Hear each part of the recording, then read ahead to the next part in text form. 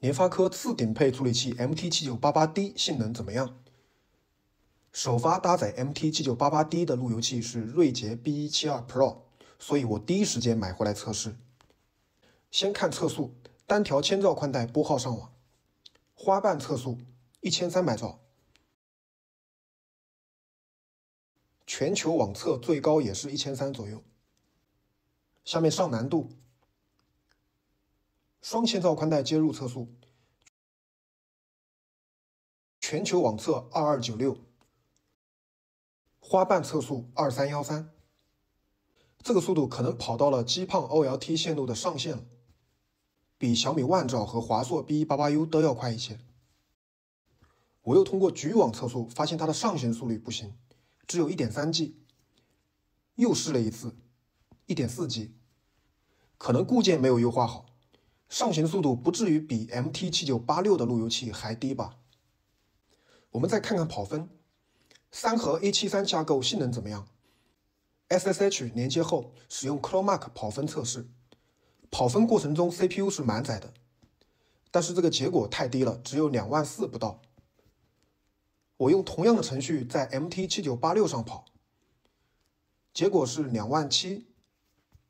没想到 MT7988D 的跑分还不如 MT7986， 这个跑分更比不上小米7000上的 IPQ9554。IPQ9554 的跑分是33000。跑分不行，那么你的温度应该低一些吧？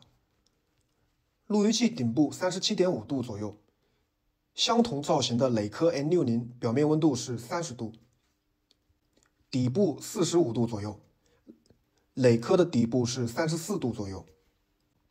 通过 SSH 连接看一下核心温度，